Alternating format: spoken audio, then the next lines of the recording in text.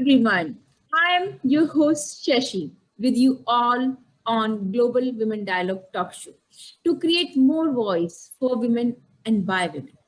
As you hear me each time when I'm talking about for women and by women, and you are seeing each time we are bringing very special speaker from their field, from their experience on our talk show. In same way, in today's our talk show, someone very special who is experienced in a field which is we have not talked much in our talk show, but we are excited today to talk and hear from our today's speaker. She's connecting with us from Colorado, USA, Shelli Brunswick. She is the CEO of Space Foundation. She is a Women of Influence 2020. She is a mentor as well as she's a board member of many prior organizations. As you might be excited, same like as me, she is here to talk about space and what exactly mean being a woman in this profession, how we can bring more women in this aerospace industry, what we can learn from her and how we can inspire and get motivated from her experience. So let's welcome our today's speaker without getting delay and hear from her experience what have we have for our development and growth to go further. So welcome Shelli Brunswick on our Global Women Dialogue talk show. Well, thank you so much, Dr. Sheshi. I'm honored to join you today, and I look forward to sharing some ideas and thoughts about what's happening in the global space ecosystem and how all your listeners are going to be able to participate in the future of the global space ecosystem and find their place. Thank you. Thanks a lot, Shelli, for joining our talk show. And once again, finding your busy schedule. As I was seeing, you are running from 1st July till today as 15th of July, continuous non-stop some series. So I believe you are equally busy a lot, but thanks a lot for finding time for our global talk show. So let's start talking about when we are talking about as a space, and we can see a beautiful background in your as well, this space. So as a woman, you are in this industry, how you find be in this industry, your place as a woman, what kind of experience you had, what kind of journey you had before reaching on this platform as a CEO of a Space Foundation, maybe some challenges or maybe some, good or bad, whatever experiences, how it helped you or shaped you to be on this platform today. Well, again, thank you so much for inviting me, and I'd love to share my journey. And what I share with people is, my journey so far has had 3 different chapters. And that first chapter was when, right out of high school, I enlisted in the US Air Force. And I was a personnel specialist, and I did not go to college right out of high school. So I kind of share with everyone, you don't necessarily have to go to college right away. And it allowed me to find my way into what I was really interested in. And while I was in the US Air Force, I was able to take advantage of the tuition assistance program so I could start going to school at night and learning about more where my passion was. And when I was able to complete my bachelor's degree, I applied to become an officer in the US Air Force. However, I have a non-STEM degree.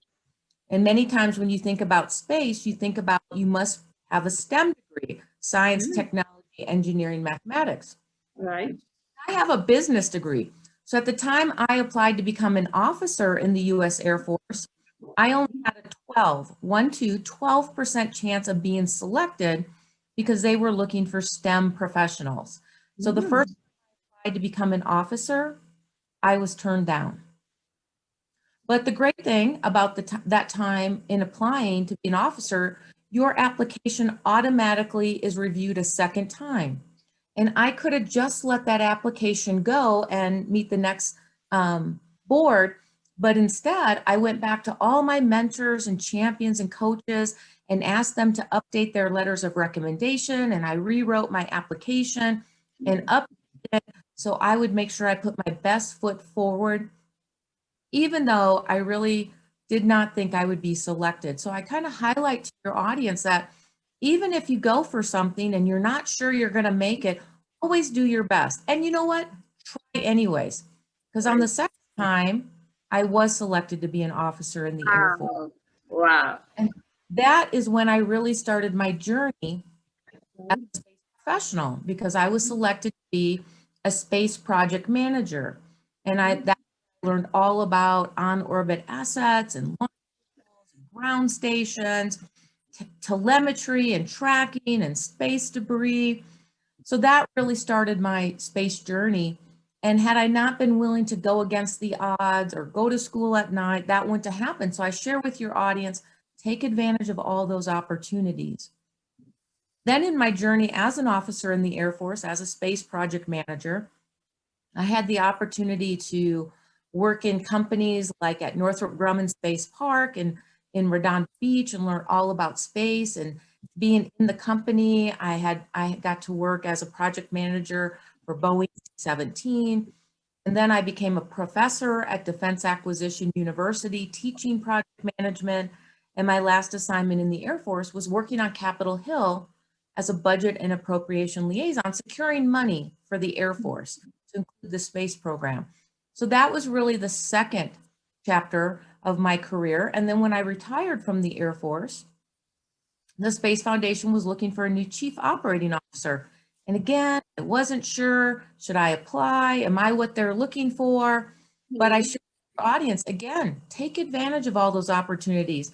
The worst thing is you don't get an interview, you don't get the job. That's okay. You'll learn something from the process. So go through the process. Fortunately, I was selected to be the chief operating officer at the of the Space Foundation, and that's where I am today in the third chapter of my journey. So everyone just think about your life as a journey, and it's going to have different movement and zigs and zags as you go, but just remember to take advantage of those opportunities, build your mentors and your network, and, you know, try anyways, even if you think the odds are against you. Yeah, and I think, Shelly, when you are sharing this three beautiful chapter of your life journey, your career journey, here we can learn a lot and we can get a lot of insight how one can have those movements, how one can have to take those steps forward rather than keeping those all procrastination that I am not yet prepared for that movement. So when we are talking about it, you mentioned that as you always, was kind of having that sense, okay, let me take this opportunity, let me get into this, whether I'm going to get selected or not, but I'm going to try my level best with my help, support of my mentor or my, whomever was your teacher or mentor was helping you. So how you find having that approach as well as having right mentor at right time to give you that insight, because many times we see women usually they have good education, they have good experience, right? And you have more experience, but you have also observed that, but they have somewhat something lacking that to take initiative, to take that step forward. How you find it is important? So some of the things that I share with women or anyone is we work really hard. We should all work really hard at our job, be very proficient at your job, but there's more to that in being a professional. And one of those things I share is get out from behind your desk. You need to build relationships, build and maintain relationships with coworkers, with friends, with champions and mentors. And you're not going to do that sitting behind your desk, working away at your computer. You need to get out, connect with your team, with your superiors, and with others in the industry. And I'll share in my journey, one of the things that happened when I was an officer in the Air Force and I was working in the Pentagon, I was able to volunteer and do some work for my boss's boss. I volunteered to help be the executive assistant. So my boss's boss got to know me. And when an opportunity opened up to work on Capitol Hill, I volunteered and said, oh, I'd be really interested. And so he did not give me the job, but what he did is he gave me an opportunity to go and interview for the job. So what I share with your audience is volunteer for those extra projects, demonstrate your capability, but also then when you hear about those opportunities, raise your hand. Even if you think I might not get it, raise your that you can get the opportunity to interview for the job. And that job working on Capitol Hill really changed my life. It changed, I don't think I would have came to work at the Space Foundation. Out of the Air Force, I think I would have been on a different trajectory, and that trajectory would have been great too, but it really helped change my career path. So you need to get out from behind your desk, volunteer for those extra projects, meet other people in your organization, demonstrate to your boss and your boss's boss, which I call champions, your capabilities and your technical skills and your ability to take on more responsibility. And then remember, when those opportunities come along, take advantage of those. I did that throughout my career. You know, I shared, I did not go to college right out of high school. I wasn't sure what I wanted to do or be when I grew up. Right. And so the Air Force offered tuition assistance. So I was able to go to school at night, learn more about myself, work during the day and support the US Air Force. And that helped me find my path and what I was really passionate about. And that brought me on my career. I have an undergraduate in business, an MBA. And at that time, 30, 40 years ago, if you had an MBA, you really weren't in the space industry. You were a STEM professional working at NASA or maybe the Air Force or another government agency. But as the world has turned and space has become more democratized, more commercial companies, we need people who have MBAs. We need people Right. who are marketing experts. We need people who are project managers. So I Right. share with audiences, you don't know what the future will hold for future opportunities. So you need to take advantage of those opportunities. Make sure you gain the skills you need for future jobs. Make sure you build those relationships with peers and friends and champions so that when those opportunities come along, you're ready for them. When that opportunity came along to interview for that job to work on Capitol Hill, I was ready. And fortunately, I was accepted. And that was one of the best jobs I ever had in the Air Force. And I'm so grateful for that time and the friends I met and worked with during that time. Wonderful, wonderful, Shelly. The way you shared how one has to understand and take time to understand their own interest and then develop their career in that field. Here, you got a lot of point about commercializations, and these all recently we are seeing a lot of activities. We were seeing recent space exploration and space. For opening for general public is becoming more and more kind of business race, if I say correctly. Whether a lot of private company, Virgin, SpaceX, and a lot of right, they are into that more and more to bring for common man as a space exploration and kind of activities.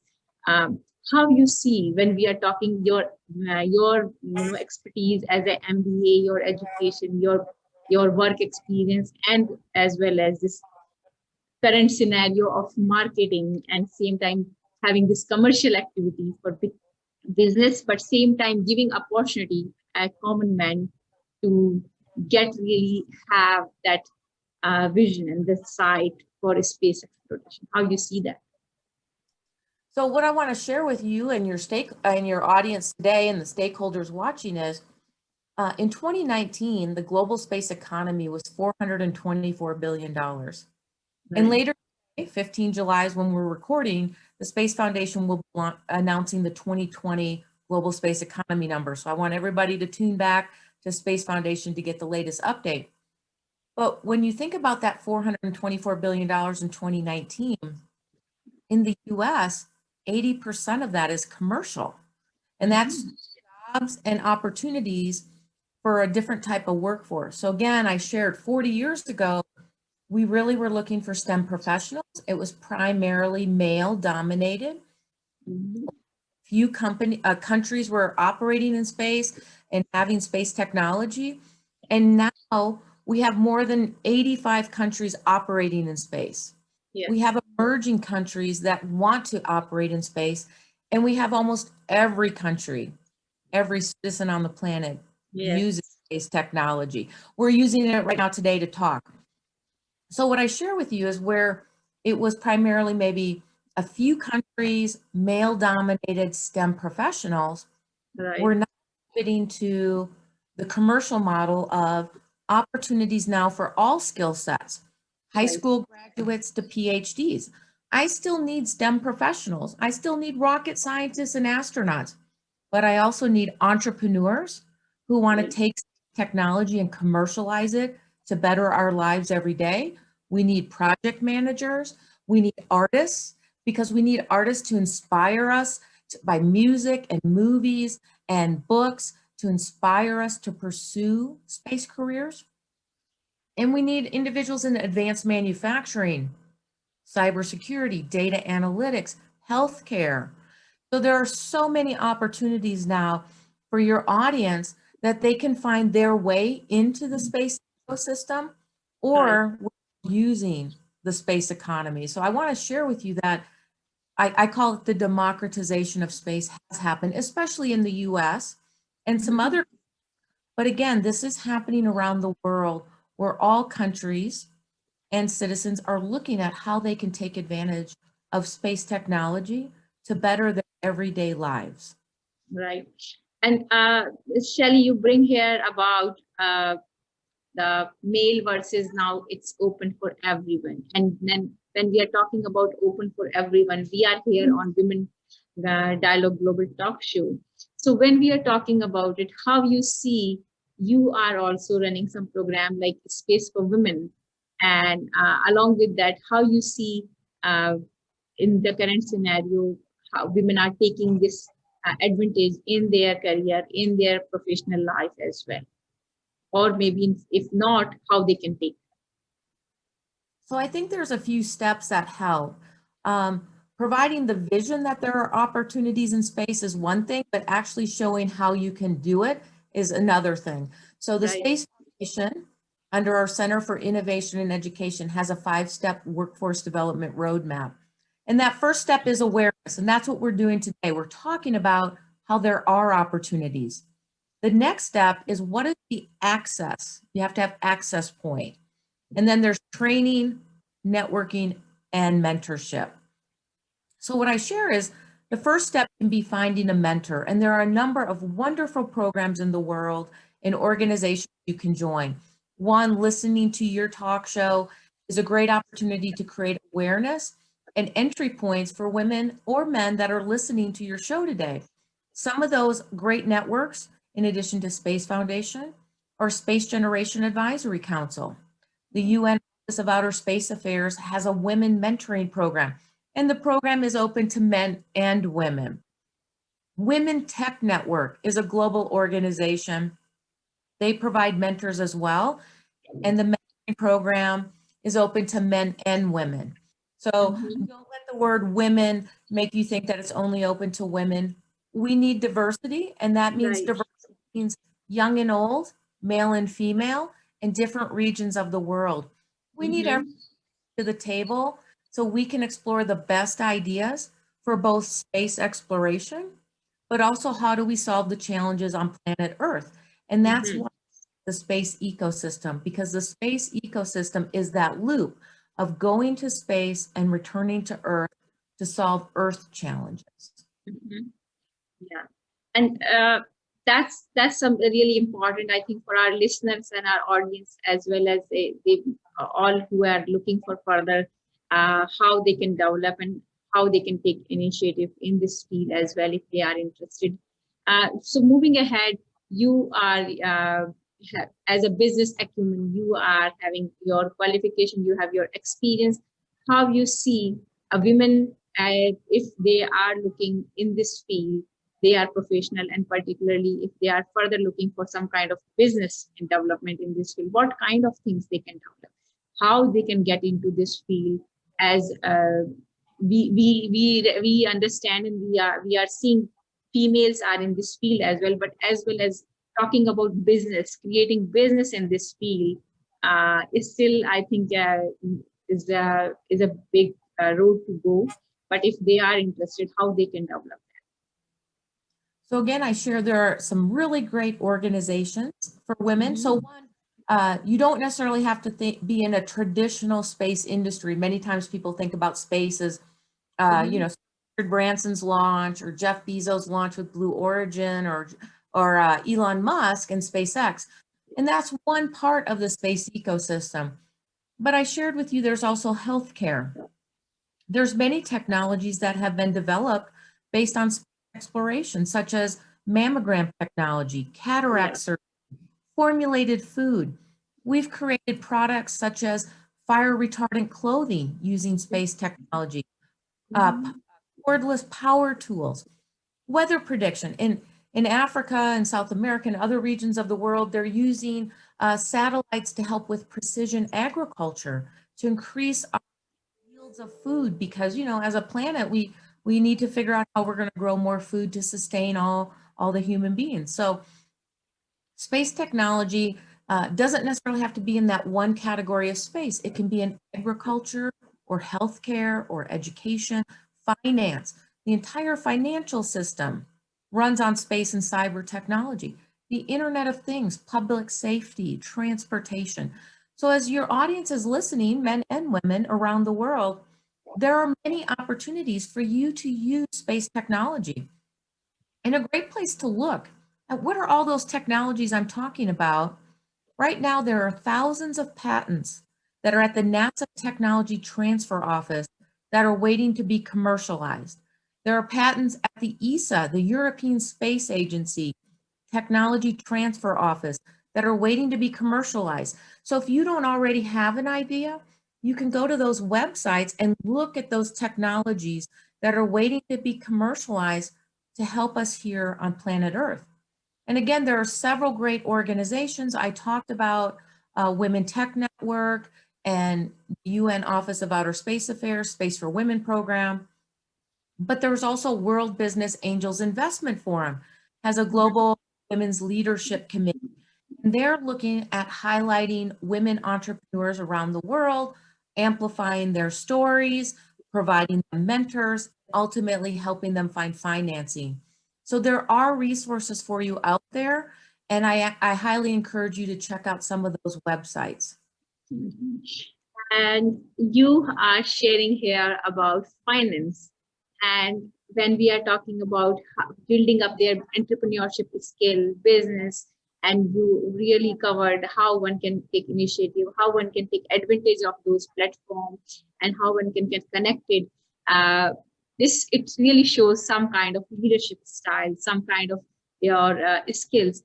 How you define, if I ask you, your leadership style, and as you are a CEO, you are board member, and you are mentor of many of people and many established organizations. How you see your leadership style? Well, that's an excellent question. I like to see myself as a servant leader. Mm. Goal is, am I empowering others around me, whether that's at the Space Foundation or as the chair of space entrepreneurship at Toad Air, or as the interim chair at Manufacturers Edge in Colorado Springs. How do I empower the team?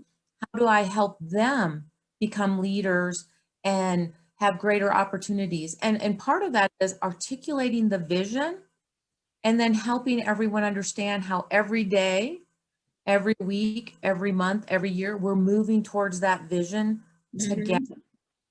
And so that requires a servant leadership type of model where people feel empowered to make decisions, to implement change, and to move the organization forward. One person, one leader cannot do it all.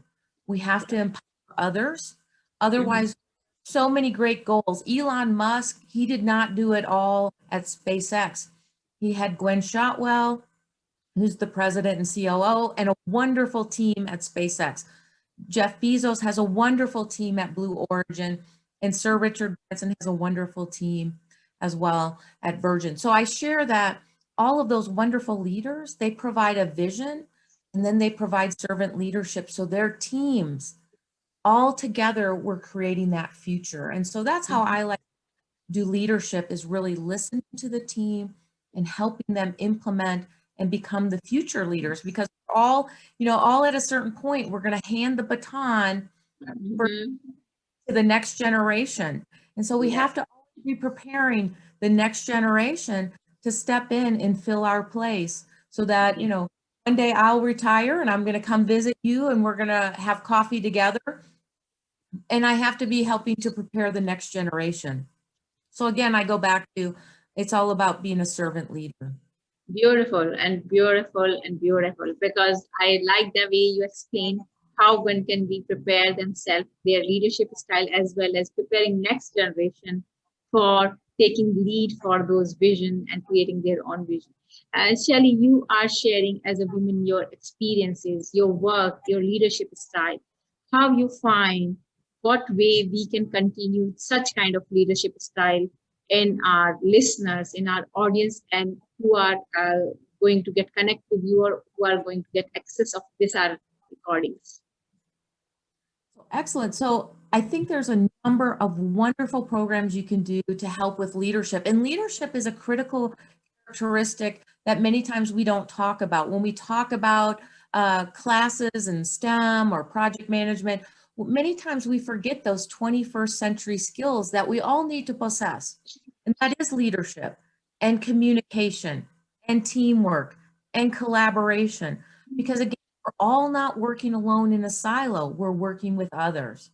And so there are many ways that we can all continue to improve our leadership style. I continue to take classes, be a lifelong learner, continue to look at what's happening in the world, in technology, understanding, listening to other leaders. There are so many talk shows, whether in the US on CNN or CNBC or on the web, where they interview other CEOs or COOs or CFOs or leaders that you can listen to and hear how they're a leader and learn from what they've done. So there's informal training you can do, whether that's reading books or doing that. And then there's formal classes, or you could even get an executive coach. So there are many ways for your audience to find ways to continue to improve their leadership style. And I do that myself. When I started doing all the webinars during COVID, one of the classes I took was on executive presence. It was a virtual class I was able to take to learn more about how do I do videos and interviews virtually, because I had always been used to doing them in person. So as the world continues to evolve, all of us are going to continue to have to learn new skills and upskill and reskill. And so continue to look for those opportunities, whether that's getting an executive coach or watching great information that's on television. Some of the shows I enjoy watching are like on CNBC, there's a show called Mad Money with Jim Cramer, and he interviews a lot of great CEOs, and you get to hear about the great technology that those companies, you also get to learn about those leaders and their leadership style, and you can then internalize that and learn from that. Yeah. And when we are talking about here, Shelly, I think you, as you shared that you learned, but you are performing and you are excellent at, as I can say, on virtual, delivering your talk and all. And when we are talking about this virtual technology, as well as this global pandemic and this global scenario of work culture, how you find uh, women, or in general our audience, can cope up, maybe in the same way, or they are maybe some other way they can learn, or they can accept, because there are still many places is resistance, they are not ready to get into this kind of, but as we are seeing, it's now moreover, whether you accept or reject, it is a reality. We are connecting globally, we are working globally, and it's a new dimension of, I can say, this work and professional environment. So I share that in the space economy, there are many different countries and communities, and they're at different levels. The US is at a different level than South Africa, than the UAE, and so many others. But what we can look at is what are the opportunities. And again, what I highlight is when you look at those programs such as the UN Office of Outer Space Affairs, you can connect with other women and individuals that are like-minded. Space Generation Advisory Council, Towed Air, Women in Aerospace. You can join and participate in those organizations and connect with those networks. And all of us have to build our network. I share with you that one of the skills that has become so important during COVID was building resiliency. And we need resiliency, not just for COVID, but jobs are going to continue to change. So with technology emerging the way it is, all of us are going to need to continue to reskill and upskill. We're going to have to be resilient. We're going to have to have an innovative and entrepreneurial mindset that we will need to continue to evolve and learn new skills. Part of what will help with that resiliency is building your network. And you can do that both in person. There are many organizations, whether it's women's chambers of commerce or local organizations, chambers of commerce, women organizations. And again, there are international organizations that you can connect to. Build that network, find like-minded individuals, and then help each other, because we all have bad days. You know, every day is not perfect. I'm sure everybody watches social media and thinks everybody's life is perfect, but it's not. Good days and bad days. Some days you have very successful opportunities, but to get to success, maybe there were 5 or 6 days where you tried to do sales and the answer was no. So remember, that's all part of the process and part of the journey. Build resiliency, trust yourself, build your confidence, and build your network. Find that mentor, that coach, that champion, so that when you do have a bad day, just remember it's one day, this will pass, and tomorrow will be another day, and you will be successful. And remember, I shared, you know, as a leader, you set the vision, but then you have to work day by day, week by week, month by month to get to that future vision. And that vision can take decades. Think about Elon Musk and SpaceX. He started in the early 2000s, and it's taken till now, 2020. You know, now we're actually seeing commercial space launch, resupplying the International Space Station, and eventually Mars trips for, you know, average citizens. But it's taken a long time.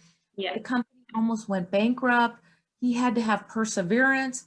He had to continue on, even because he in himself and he built a network. And so can you. And many women are in the same situation. So it doesn't happen overnight. People think, oh, it happens overnight. It doesn't happen overnight. What happens is hard work, dedication, good days and bad days, build those relationships, and you will accomplish maybe your goals. But what you might learn is as time goes on, you accomplish even more. So be that and realize that the down days are part of the journey to help you become who you're meant to be. Right. And Shelly, these are great learning, great sharing. And when we are talking about perseverance, resilience, and networking and all, how you find the Women Dialogue is able to contribute something or can contribute something in the same way? Well, I have enjoyed watching your videos and interviews, and what I share with your audience and why it's so important for the Women's Dialogue is creating role models. Many times, if people need to see themselves to believe that they can accomplish that same objective. So you need to have many space leaders and many medical space doctors and space lawyers, because there are many women around the world that want to be space lawyers and space doctors and be in the space business. And they need those role models. And that's what you're providing with this platform. You're providing leadership and mentorship and providing a role model so that if somebody can see it, they can be it. And they can be it whether it's in the United States, Namibia, the UAE, India, Indonesia. Every woman around the world can find her place in the space ecosystem, whether that's wanting to be part of going to outer space or using space technology to better life here on Earth. You are an opportunity for all women globally. Thank you. Thanks a lot, Shelly, for sharing such incredible words and faith for Women Dialogue. And we are really blessed to have you and our all speakers who are coming and sharing their journey, their experiences, and their all wisdom as not just only creating a leadership or work for them, but to create a role model, as you said, for generations, those are listening now or upcoming generations.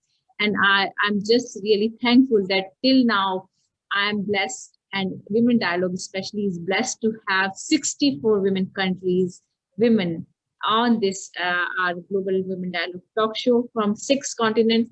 And same way, I'm really glad that you shared today your time, your journey, your wisdom. Last but not least, what one message would you like to give to our audience who are listening and watching us? As we hear a lot of experience from you, but if we would like to summarize, what can it be? Well, in one summary, I would say there's a place for everyone in the new global space ecosystem. Wonderful. So, place for everyone in new global ecosystem. That's the message from Shelli Brunswick on our Global Women Dialogue talk show for all our audience and listeners who are listening and watching us. As you hear from our speaker, who is very well experienced in her field, from her life, as she shared 3 different visions from her life, from her experience. So I believe you might get your motivation, or you may be looking some more points to talk about to get connect with her. We are going to provide her link available in the description as well. If you would like to get connect with her, find what way you are lacking, or what thing you would like to get connect, or what thing you would, or maybe the work, or maybe some mentorship. So create your connection. As Shelly said, don't get hesitate to get connect.